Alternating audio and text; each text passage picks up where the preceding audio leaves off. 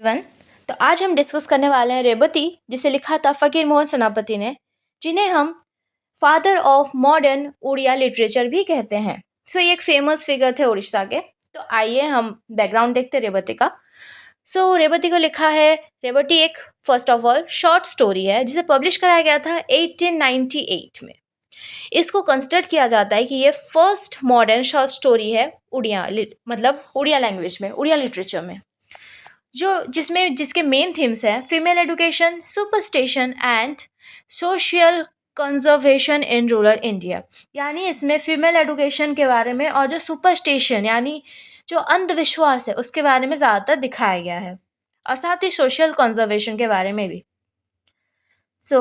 पहले हम थोड़ा सा इसके बारे में जान लेते हैं, स्टोरी के बारे में, फिर हम अच्छे से पढ़ेंगे। तो जो रेवती एक लड़की होती है जो जो पढ़ने लिखने में बहुत इंटरेस्ट होती है, उसे पढ़ना लिखना बहुत पसंद है। और उसके पापा भी बहुत ज़्यादा मॉडर्न ख़यालात के होते हैं, उन्हें भी लगता है कि नहीं, लड़कियों को पढ़ना चाहिए। बट उस टाइम की जो सोसाइटी है जिसको रिप्रेजेंट करती है उसकी दादी, वो उसे पढ़ने देना नहीं चाहती। उल्टा वो हमेशा से ब्लेम करती है कि पढ़ना लड़कियों के लिए नहीं है, वो बहुत डेंजरस है, नहीं पढ़ना चाहिए लड़कियों को। और जब बाद में उसके पापा मम्मी का कॉलेरा की वजह से डेथ हो जाता है, तो सारा ब्लेम उसकी दादी उस पे लगा देती है और उसको हर टाइम इतना तना देती है कि लास्ट तक वो भी मर जाती है। और ऐसे इसका सैड एंडिंग होता है। तो आइए शुरू करते हैं। सो ये स्टोरी एक स्मॉल ट्रेडिशनल विलेज की है जो उड़ीसा में है। उसकी जो सेंट्रल फिगर होती है रेवती, वो एक यंग और इंटेलिजेंट लड़की होती है जो अपने पापा के साथ रहती है, जिनका नाम है श्याम बंधु मोहंती। श्याम बंधु मोहंती। और उनकी जो माँ है उनके साथ, मतलब उनके मम्मी पापा के साथ वो रहती है। और उसकी ऑर्थोडॉक्स ग्रैंडमदर भी उनके साथ रहती है। ऑर्थोडॉक्स मतलब जो पुराने ख्यालात की हो। ऑर्थोडॉक्स जो बहुत अंधविश्वास में मानते हो उन्हें कहते हैं। रेवती के जो पापा हैं वो एक क्लर्क का काम करते हैं लोकल लैंडलॉर्ड के पास। मतलब जो लोग वहाँ पे उनके जो लोकेलिटी में जो सबसे फेमस लैंडलॉर्ड है, मतलब जो पैसा उधार देते हैं, उनके पास वो क्लर्क का काम करते हैं। और वो कुछ गिने चुने विलेजर्स में जो चाहते हैं कि लड़कियों को पढ़ना चाहिए और वो समझते हैं एडुकेशन का महत्व। स्टोरी स्टार्ट होता है जैसे गांव की अलग लड़कियां भी होती है, उसी की तरह रेवती भी पढ़ना चाहती है। वो अपना इंटरेस्ट दिखाती है पढ़ाई के लिए। उस टाइम गर्ल्स एजुकेशन को बहुत अननेसेसरी और बहुत डेंजरस माना जाता था। रेवती की जो ग्रैंडमदर है वो स्ट्रांगली अपोज करती है इस आइडिया को, और वो उनका मानना है कि लड़की लोग को खाना वाना बनाना चाहिए, क्लीनिंग वो सब करना चाहिए, पढ़ाई लिखाई नहीं करना चाहिए, वो अच्छा नहीं होता। लेकिन रेवती के पापा उसे सपोर्ट करते हैं। और एक यंग टीचर जिनका नाम होता है वासुदेव, वो उनके विलेज में आता है। तो जो श्याम बंधु यानी उनके पापा, वो उनको कहते हैं कि तुम मेरी बेटी को सीक्रेटली पढ़ाओ। तो रेवती पढ़ना शुरू करती है और वो बहुत मन लगा के पढ़ती है। और वो क्विकली, बहुत ईजीली वो अल्फ़ाबेट, रीडिंग और राइटिंग सीख जाती है। और उसका जो चाह होता है ना पढ़ने के लिए, उसका जो ईगरनेस होता है और उसका जो डेडिकेशन होता है, उस उसकी वजह से वो बहुत खुश रहती है। ठीक है? उस मतलब पढ़ना ही उसकी लाइफ़ का मेन एम है। और उसका ड्रीम है कि वो लड़कों जैसा पढ़े, जैसे लड़के पढ़ के अपनी लाइफ़ में आगे बढ़ते हैं, वो भी वैसे ही बने। उसके बाद दिखाया जाता है कि जो रेवती का एजुकेशन था, जो करवा रहे थे वासुदेव, उनके साथ उनका थोड़ा-सा गुलू-गुलू हो जाता है। जैसे as Vasudev continue to teach her, जब वासुदेव उन्हें कंटिन्यू टीच करते हैं, तो एक इमोशनल बॉन्ड उनके बीच में क्रिएट हो जाता है। जबकि पोएम में, मतलब सॉरी, इस शॉर्ट स्टोरी में कहीं क्लियरली दिखाया नहीं गया है, बट कुछ तो है। कुछ तो है जो दरमियाँ उस टाइप का कुछ चल रहा है यहाँ पे। बट यहाँ पे उनके बीच अफेक्शन और एडमिरेशन चल रहा होता है। रेवती है, वो हमेशा वेट करती है कि कब वो आएँगे, और वो हमेशा सिंसियरली पढ़ाई करती है उन्हें खुश करने के लिए। ठीक है? डिस्पाइट वो अच्छे से प्रोग्रेस करती है, बट उसकी ग्रैंडमदर हमेशा अनहैप्पी रहती है और रिपीटेडली उसे वार्न करती है कि एजुकेशन गर्ल्स के लिए नहीं है, इससे मिसफॉर्च्यून आता है फैमिली में, तो तुम मत करो। क्योंकि बहुत ज़्यादा वो सुपरस्टिशन में बिलीव करती है। तो वो नहीं चाहती है। उसके बाद क्या होता है, उनके गाँव में कॉलेरा एक बीमारी होती है, डिज़ीज़ होती है, वो हो जाती है सबको। तो इस स्टोरी में एक ट्रेजिक टर्न तब आता है जब उसके मम्मी-पापा को भी, मतलब जो रेवती है उनके मम्मी-पापा को भी कॉलेरा हो जाता है और दोनों का डेथ हो जाता है। और उस टाइम सब लोग मर रहे होते हैं, मतलब लगभग डिज़ीज़ और डेथ कॉमन हो जाता है। रेवती के पापा पहले इल होते हैं और उसकी माँ भी उनके साथ-साथ मर जाती है। वो और उसकी ग्रैंडमदर रह जाते हैं।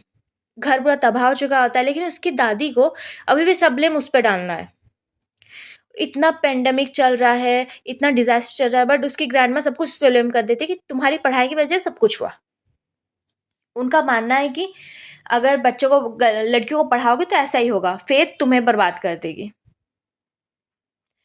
उनका कहना है कि तुमने फेथ के साथ खेला, इसलिए फेथ ने हमारी फैमिली को बर्बाद कर दिया।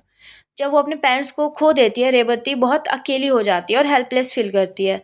वो जो विलेजर्स है वो उनके घर को अवॉइड करते हैं, उनके घर से ज़्यादा लेना देना नहीं रखते, उनसे बातचीत नहीं करते हैं, क्योंकि उन्हें लगता है कि उन तक भी अगर डिजीज़ फैल गया तो। और जो वासुदेव है वो भी थोड़ा सा दोगला निकलता है। वो पहले उसे टीच करता था, वो भी स्टॉप बंद कर देता है आना, क्योंकि एक तो कॉलेरा चल रहा है, दूसरा उसको भी लोग बोलते हैं कि मत जाओ, उनके घर में इतने लोग मर गए। तो सोशल प्रेशर की वजह से वो भी बंद कर देता है। अब जो रेवती है वो अकेली हो जाती है पूरी, और वो उसका दिल टूट जाता है, क्योंकि वो पढ़ना चाहती है और वो पढ़ भी नहीं सकती, क्योंकि वासुदेव तो आएगा नहीं उसे पढ़ाने। Specially because she can not continue her study. Specially उसको ज़्यादा बुरा इसलिए लगता है कि वो अपना स्टडी कंटिन्यू नहीं कर सकती।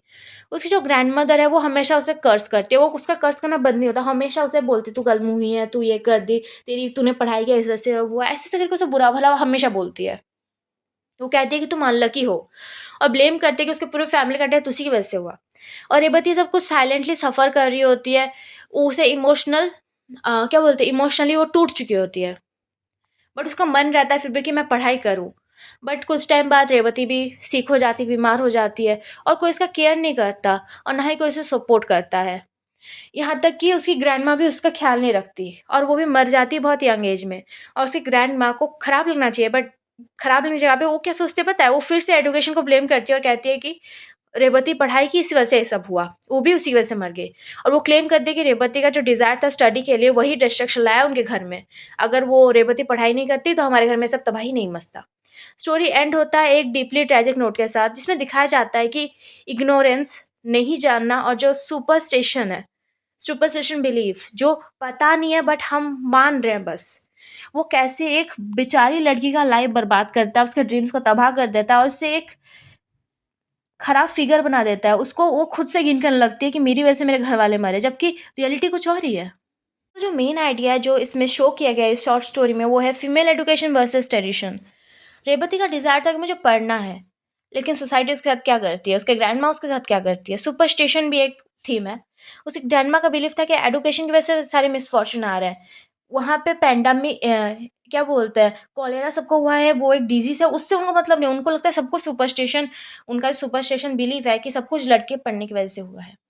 फेथ एंड हेल्पलेसनेस, जो कॉलेरा एपिडेमिक जब आया था, तो हर इंसान ये पावरलेस हो गया था, किसी के पास कोई क्षमता बचा ही नहीं था। लेकिन वो सब कुछ सुपरस्टिशन बिलीफ में दे दिए उन लोग सब कि नहीं, ये सब तो पढ़ाई की वजह से हुआ है। सोशल रिफॉर्म मैसेज, इससे एक सोशल रिफॉर्म मैसेज भी मिलता है through Rebati death. The writer indirectly criticise society, वो इस सोसाइटी को क्रिटिसाइज करते हैं। वो कहते हैं resistance to change and women education. उनका मेन मोटो ये है कि लड़कियों को पढ़ाओ और ये अंधविश्वास से निकलो। वो बेसिकली ये सिखाना चाहते हैं इस शॉर्ट स्टोरी के द्वारा। अगर हम सिंपल वर्ड में कह दें तो इस स्टोरी में एक ब्राइट लड़की को दिखाया गया जिसको जिसको ज़्यादा कुछ डिज़ाइन नहीं है, वो बस पढ़ना चाहती है। बट जो उसके लाइफ में ट्रेजिक एपिडेमिक आता है, उसके बाद उसकी लाइफ पूरी डिस्ट्रॉय हो जाती है। इस स्टोरी में दिखाया जाता है कैसे अंधविश्वास और इग्नोरेंस कैसे एक टैलेंट को, एक इनोसेंट गर्ल को कैसे डिस्ट्रॉय करता है। और ये हाईलाइट करता है कि एडुकेशन कितना इम्पोर्टेंट है स्पेशल लड़कियों के लिए, जैसे ये अंधविश्वास ख़त्म हो।